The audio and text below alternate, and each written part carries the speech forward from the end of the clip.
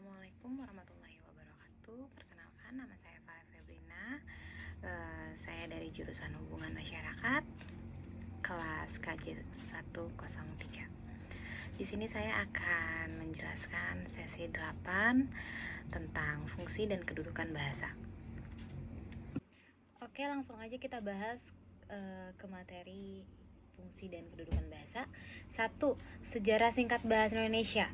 Bahasa Indonesia memiliki sejarah jauh lebih panjang daripada Republik ini. Bahasa Indonesia dijadikan bahasa nasional sejak tahun 1928.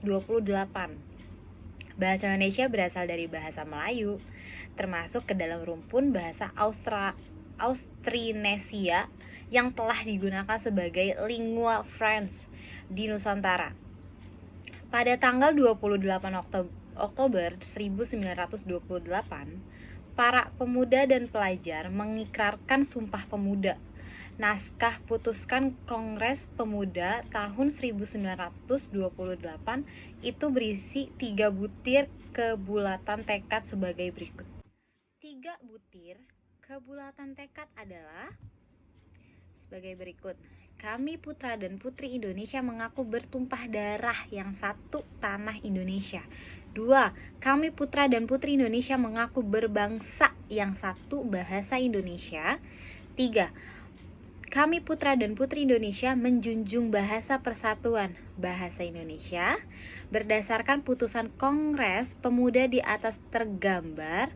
Begitu tingginya nasionalisme kaum muda dan pelajar pada masa itu untuk mengangkat derajat dan martabat bahasa Indonesia di Nusantara tanpa paksaan ataupun tekanan dari pihak manapun. Kaum muda dan pelajar begitu semangatnya memperjuangkan kemerdekaan dan pengakuan bahasa nasional, yaitu bahasa Indonesia di mata dunia. Oke, langsung aja masuk ke generasi milenial bahasa. Generasi milenial bahasa adalah suatu media yang digunakan untuk menyampaikan dan memahami gagasan, pikiran, dan pendapat. Bahasa juga media komunikasi utama di dalam kehidupan manusia untuk berinteraksi. Secara garis besar, bahasa dapat dilihat dari sudut pandang bentuk, dan pandang makna. Hubungannya dengan aspek nilai dan aspek makna adalah perannya yang terkandung dalam bentuk bahasa yang fungsinya sebagai alat komunikasi. 3 unsur tersebut secara keseluruhan dimiliki oleh semua bahasa dunia. Bahasa menunjukkan bahasa itulah kata bijak yang sejak lama tertanam dalam benak kita. Bahasa kita adalah bahasa Indonesia, bahasa yang bukan hanya menjadi kebanggaan dan identitas, tapi juga alat persatuan yang berjasa dalam sejarah Indonesia. Oke, langsung aja ke fungsi dan kedudukan bahasa Indonesia. 1. Fungsi bahasa Indonesia. Fungsi bahasa Indonesia secara umum. 1. Sebagai bahasa nasional. Bahasa Indonesia memiliki fungsi utama, yakni sebagai bahasa nasional. Bahasa nasional momen yang tak pernah terlupakan adalah Sumpah Pemuda. Berbahasa yang satu, bahasa Indonesia. 2. Sebagai alat komunikasi selaku makhluk sosial yang memerlukan orang lain sebagai mitra berkomunikasi. Manusia memakai 2 cara berkomunikasi, yaitu verbal dan non-verbal. Berkomunikasi secara verbal dilakukan menggunakan alat atau media, bahasa lisan atau tulisan. Sedangkan berkomunikasi secara verbal dilakukan 3 sebagai alat berintegrasi dan beradaptasi sosial. Pada saat beradaptasi di lingkungan sosial, seseorang akan memilih bahasa yang digunakan tergantung situasi dan kondisi yang dihadapi. Seseorang akan menggunakan bahasa yang non-standar pada saat berbicara dengan teman dan menggunakan bahasa standar pada saat berbicara dengan orang tua atau yang dihormati. 4. Sebagai alat kontrol sosial. Kontrol sosial yang sangat mudah kita terapkan adalah sebagai alat peredam rasa marah. Menulis merupakan salah satu cara yang sangat efektif untuk meredakan rasa marah kita. Fungsi bahasa secara khusus. 1. Mengadakan hubungan dalam pergaulan sehari-hari. 2. mewujudkan seni atau sastra. 3. Mempelajari bahasa-bahasa kuno. 4. Mengeksploitasi iptek. Dalam kedudukannya sebagai bahasa nasional, bahasa Indonesia berfungsi sebagai 1. Lambang kebanggaan kebangsaan. 2. Lambang identitas nasional. 3. Alat perhubungan antar warga, antar daerah, dan antar budaya. 4.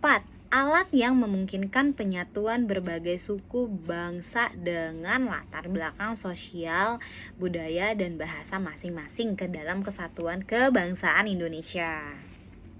Oke, langsung aja kita masuk ke pertanyaan ya. Sebutkan fungsi bahasa Indonesia. Fungsi bahasa secara umum sebagai bahasa nasional. 1. Sebagai alat komunikasi. 2. Sebagai alat berintegrasi dan beradaptasi sosial. 3. Sebagai alat kontrol sosial. Pertanyaan kedua, apa yang menyebabkan terjadi kesalahan berbahasa? Yang menyebabkan terjadi kesalahan berbahasa adalah bahasa asing dan bahasa daerah karena keduanya bisa menyebabkan kontaminasi bahasa.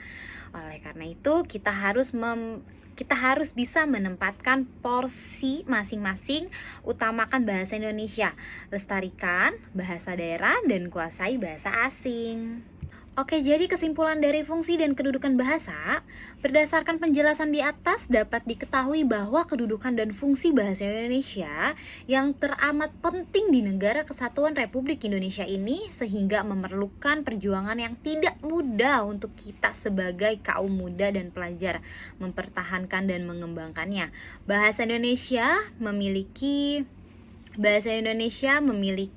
fungsi dalam segala bidang, baik sosial, baik budaya, pendidikan, ilmu pengetahuan.